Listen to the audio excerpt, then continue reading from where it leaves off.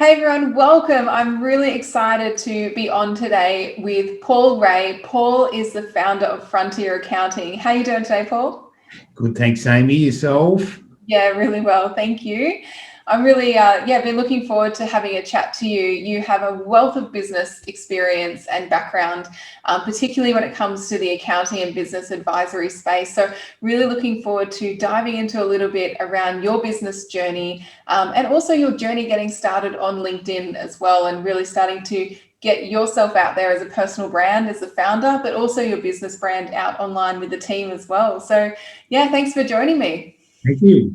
Tell me a little bit about how things started for you in business. I think people come into business in very different ways. So where did it all start for you when you started your first business? Wow. Got to go back a fair way. I left school when I was 15, or was asked to leave school when I was 15, if you like, and started my upholstery apprenticeship in Melbourne. So I completed that and then opened my own small business in Kyabram, in country Victoria, and in a small town there. And ran that business for 5 or 6 years, and was always going to be a difficult industry. So was looking to do something different, and I was lucky to have really exposure, I guess, to a really great accountant and great advisor at one point, and he inspired me to go back to uni. So I went back to university, got my degree, and then started doing accounting.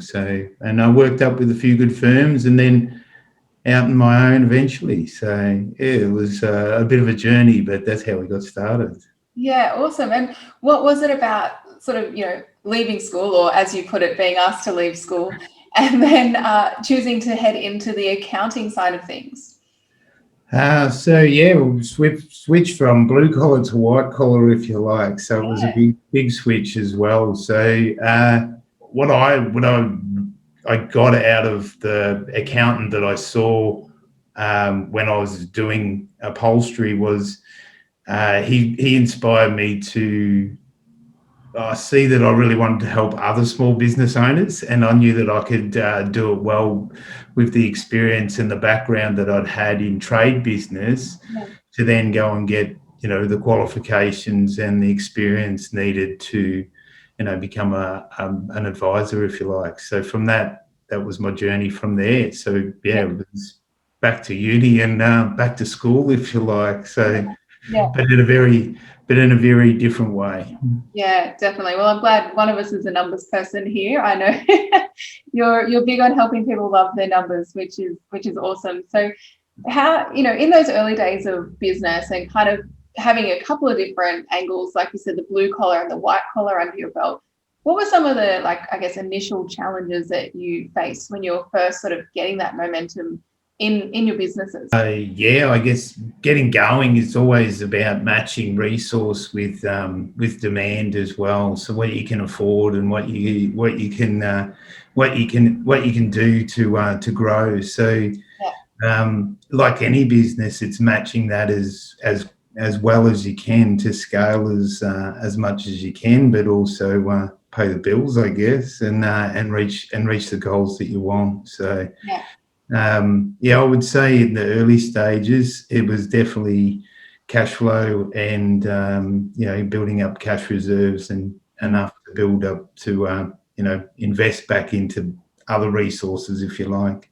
Yeah, I love that you say sort of invest back into the other resources in the business as well, because I think the big misconception sometimes out there in the business world, and there's like a lot of romanticism around entrepreneurship, where it's, you start a business and then you're this overnight success story, but you and I both know in business it takes, time, it takes some effort, it takes resources, and it takes you being a bit resourceful as well to kind of make it all happen. So how did you, I guess, when you first got started, how did you first go about finding the right kind of clients to work with and really sort of identifying if there was that demand for your business, say with Frontier, for example? I think what you end up doing as an advisor is you end up matching with people who are probably at the same stage or journey, yeah, as in their business. Yeah. Some of them are a little bit different. Some of them might be a little bit more advanced. Some of them are more startups. But you certainly match up with people that that you connect with on some sort of level. And I think if you connect with them on the way that they're doing business and the way that they want to go about their business and the way that they value their business, then if you connect with them on that level, I think it all just falls into place pretty well. Yeah. So yeah, that's how we sort of match with clients, I guess. Yeah. Perfect. I think, gone are the old days of the old used car salesman. Yeah, for sure. It's much more authentic, and I love that around matching the values, because you actually got to find people that you really gel with, especially in like service-based businesses like you're in as well. Yeah, definitely. We've seen the journey in our own business, and we use our own business to help advise clients as well. So I'm always referring back to my own business. We're developing departments within our business. We do a lot of departmental reporting now, and I think the quicker a business can set up its own structure to have those departments within its own business, the quicker they can help scale. So that's a real focus that we have now is honing in on those departments. And, certainly I think in the early stages of your business, you take care of the operations, you get that. And just by your energy, you get your sales departments going, you can match sales on demand with just your energy. You take care of the operations because you're just in there getting it done. And then eventually you scale to the stage where you need help. Yeah. You start to look for that help. Yeah. And then we find that one of the last things that ends up getting scaled is your marketing and your sales departments. And we've found that the sooner a business can start to set those departments up, the more success that they have, or the quicker they can scale, and the quicker the success that they can have. So it's been part of our journey, and we're sort of matching that with the advice and scaling opportunities that we see in it for our clients as well. Yeah, absolutely. I think one of the mentors that I've worked with before, Jack Delosa, said, before you've even thought about hitting, whether it's 7 figures, 8 figures, whatever it is in your business, 80% of your energy really has to be focused on those sales and marketing efforts and really dialing in that system, right? Yeah. It's certainly the last. It's the last of the departments that you possibly scale, I think, but it should be one of the first. So, it is a lesson for all small business in there, that's for sure. Yeah. And how's that changed for you over the years? Like sales and marketing, I guess has evolved and is evolving quite rapidly when we think of even events like COVID that threw everybody through a loop. I know business owners that I speak to all the time were very much used to very face-to-face sales and marketing. And then they've been thrown into this whole new world of having to do that and operate and systemize in the online space. So what has that transition been like from what you're seeing? Yeah, we've certainly, like any business, we were exposed to in our marketing. A lot of our marketing was face-to-face network marketing and that sort of thing. But again, we were at this stage where it was just onerous on myself to be out networking all the time. There is a cost to doing that. There's a human cost to doing it, I guess. So, I was sort of at the end of my rope with sort of the networking that we wanted to do. So we started to look at lean away from that pre-COVID as well. So we'd started to set up funnels and that sort of thing, and then to look at what our marketing budget and our marketing spend and that sort of thing was going to be moving forward. So putting a lot more time and energy into the structure of it rather than the actual mechanics of it, if you like. So building rather than building it rather than basically expenditure on it, I guess. Yeah. And I think there's the element of being able to work smarter rather than harder when it comes to your sales and marketing as well. Like, you have to, as a business owner, be able to scale beyond yourself. You know, you mentioned the importance of teams and bringing in systems and everything as well. And I mean, we've all been to those networking events, which are an absolute bore sometimes, let's be honest. So sometimes there's, you know, things that you'd much rather be doing with your time, you know, like hanging out with your family or friends, or just even having some downtime as a business owner, which often isn't the case for a lot of small business owners. Yeah. In terms of like getting yourself out there on social, now I know we've worked a lot on getting you and the business on LinkedIn. And so what were some of the hesitations and what were some of the thoughts that are going through your head? Because I know for plenty of business owners out there, there is an element of maybe even some fears and trepidation about stepping out online. Was that the case for you? Initially, yeah, but that was a while back. Well, I'd sort of been doing a fair bit of video. We'd been doing a bit of video on Facebook and that sort of thing. So I had gotten used to being in front of the camera, and to the point where, you know, I'd probably been doing it for 3 years now, to the point where I actually started to enjoy it for some insane reason that I never thought I would. But no, I actually enjoy doing it.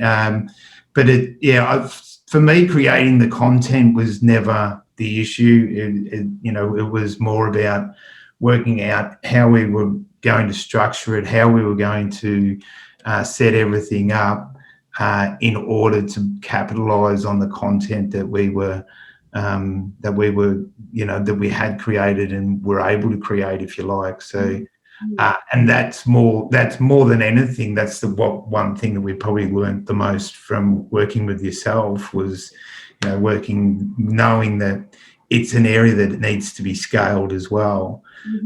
And we didn't have the structure in place to be able to scale it to the level we wanted to. So a lot more resource had gone into, you know, getting the resource ready, if you like, to be able to scale it. So that's probably one of the major learning curves we've had for a while. Yeah, that's awesome. And I guess, for some people there is, like, I know when I first started doing content, it took me 6 hours to create my first video because I was that scared of it. I think I filmed it for 2 minutes and then I waited for like 5 hours and 58 minutes before I was even able to post it. So I think that's the first hurdle. And then you got through that. And then the next hurdle is like, okay, as you said, now I've got these assets. Now I've got this content. I've got the ideas and what I need to say that's going to resonate with my market. How do I actually do that and scale that beyond myself so that social media and my marketing doesn't take over my entire life and my business, right? Exactly. Yeah. So what role did like the team play in this? Like, you've got a team now, you've been able to build up over time. What were some of, I guess, the aspirations for you for the team in being able to get the brand out there online? Yeah, so we have a back office, if you like, or most of our work, or a lot of our work is offshored in our Indian office. It's our own office, an office that we set up 12 years ago, all our own team members. So, you know, we've been in it for the long haul, if you like. So the majority of our team is international, operating over in Pune, our Indian office. So certainly when we started working with yourself, it was the exposure we were sort of looking at, or the marketing opportunity we saw, was to be able to introduce the team, or have the ability for anyone to sort of look up, you know, who was on our team, if you like. So that's one of the things that we're sort of working on as well, is getting the team exposed a little bit more on social media, particularly LinkedIn, with their profiles, so that, you know, you can see that they're real people, and, you know, just you know, they're you know, part of our team. So getting them involved, getting them exposed more on social media was a really poignant part for us, I guess. Yeah. And for other business owners out there, like, what do you think is some of the, I guess, challenges or problems sometimes when it starts to get to the point where, okay, now I do have a team and now I can actually build this, and I need to get the team involved in this in order to start removing some of the elements from myself. And think there's an element of the business owner sometimes too. We don't like to admit it, but it is kind of letting go of control sometimes, 100%. letting your team run with it. So for some business owners that I know you work with as well, like what do you see as some of the barriers or challenges when it gets to that point?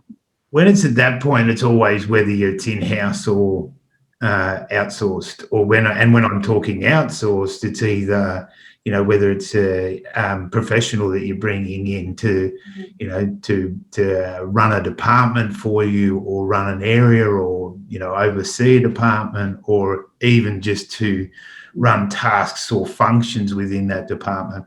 I think they're certainly the key things to take out of that. Yeah.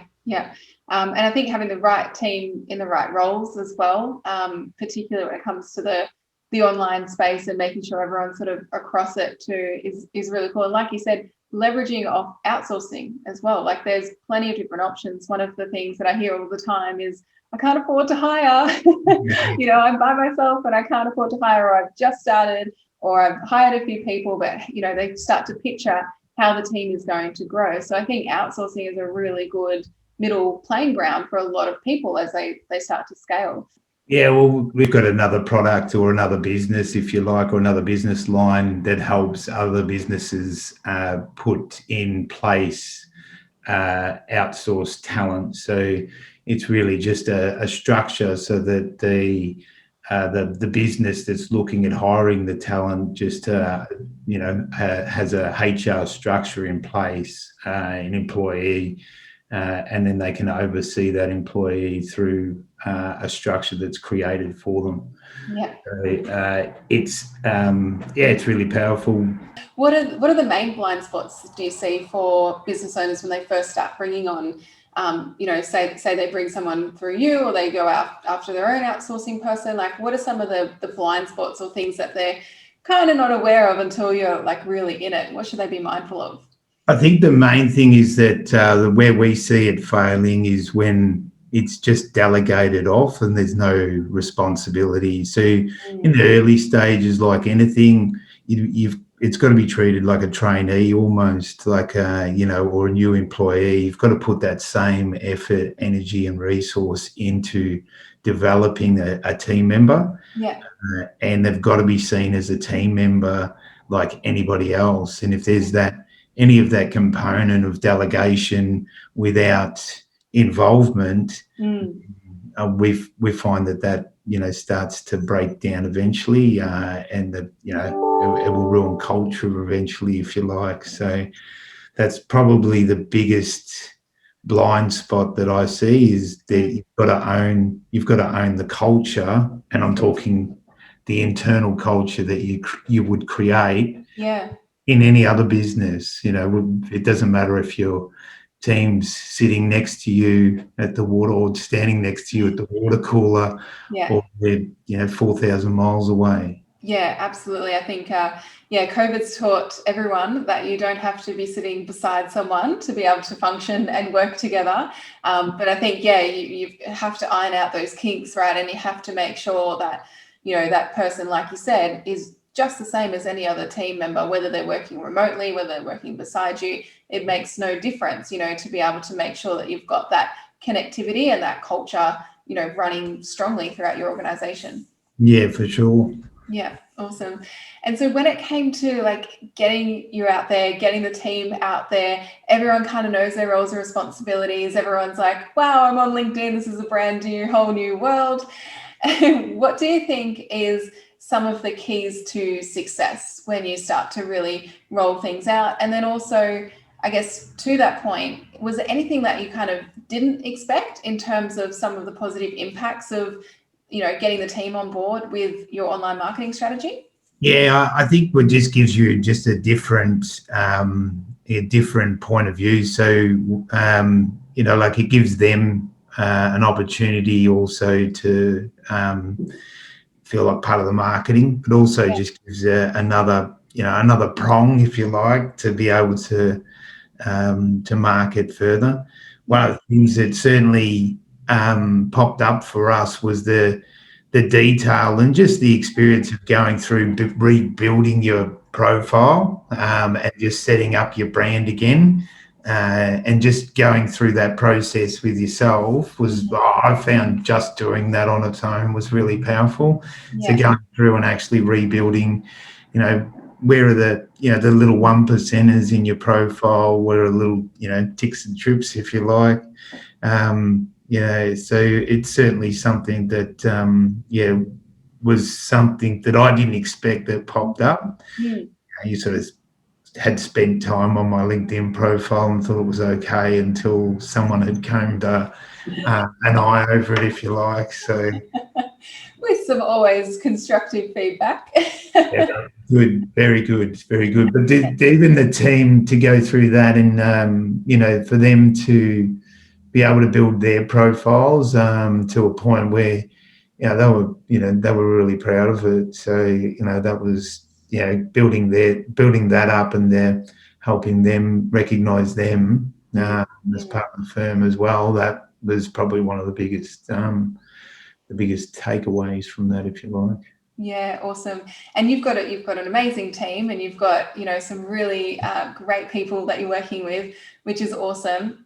And so how does this we talked about sort of the LinkedIn side of things, but moving forward, LinkedIn is a part of your marketing, but when we talk about marketing, it's like this whole big world, right? So how are you sort of integrating your new LinkedIn strategy perhaps with other areas of marketing you were maybe doing before or are planning to do moving forward? So really, really poignant question at the moment. So I guess we're in the privileged stage at the moment, or very, grateful stage at the moment of having a decent marketing budget. Probably for the first time, in the history of our firm, where we've actually gone in and we've got a dedicated marketing budget that's significant that we can invest to help us grow to the next level. And we're doing that strategically because we know that we've got the scale and the structures in place to now be able to scale quite quickly. We've scaled quickly before. We've looked at the areas and improved those. Nothing's fail-proof, but we've certainly improved those. And we're ready to scale. So now, we've got a marketing budget. It's now how we actually roll that budget out. So we're at the stage now where we've build our marketing department. We know what our advertising is going to look like. We've got a budget in place. We've sort of got some funnels, but we don't have the expertise. We can build content. So we're at the point now is, are you going to recruit or build? And are you going to outsource or are you going to build? So we're looking at that at the moment, and how we, appoint someone to oversee our marketing division, if you like. Well, it's exciting times, to know that you've got everything set to go, right? Because I think a lot of the times in business, any business, you can just feel like you're scrambling a lot of the time, and you can feel like you're always kind of chasing your tail and just trying to keep up. So I imagine, how's that feeling of having it sort of set and ready to go, if you like? Oh, it's awesome. It really is. There's still work that needs to be done, and there's still maintenance, if you like, that needs to be done. But to be able to now have like a functioning department, it doesn't have a great lot of members in it yet, but it's a functioning department that that is separate. It's got its own it's got its own areas that it needs to work on. It's got its own goals and that sort of thing. So even to be able to be set up to be able to go from that stage, is pretty significant. And there's so much opportunity out there at the moment that we see that the time's ripe as well. So hopefully everything's sort of aligned, and we can start to get the marketing dollars working for us. Totally. Well, I'm excited for what's ahead for you as well, Paul. So, where do you want to take this business? If we forecast and sort of tap into Paul's vision here, have you got some ideas of where you really want to take the business? Yeah, we're fairly set with where we want to take it. Our goal is to help up to 600 businesses to be able to love their numbers, if you like. So, and developing different areas of the business. We're looking at a coaching division that we're working on now with a beta group. We've got 8 members in that group at the moment, so that's an area that we're pursuing as well. Mm-hmm. Got some exciting things happening in the background with some potential equity changes and that sort of things with partners. So it's some exciting time, big changes happening at Frontier for sure. Yeah. And what's your advice, or I guess sort of key takeaways for business owners to just keep the momentum going in business? Like what have you learned? For me, I think planning is one of the most important things you can do in a business. So if you're not planning, or if you haven't planned for more than 3 to 6 months, then going back and looking at what you're actually trying to achieve. So, and if you're not revisiting that, then eventually you start to lose motivation and momentum. So that'd be one. Yeah. Secondly, I'd just say keep your eye on the prize while you are in it. And most small business owners are pretty entrepreneurial. And with that comes, the want and the need to chase shiny objects. So, they're out there. always coming back. So one of the things that we've done is put accountability around that. Because I'm susceptible to it as well.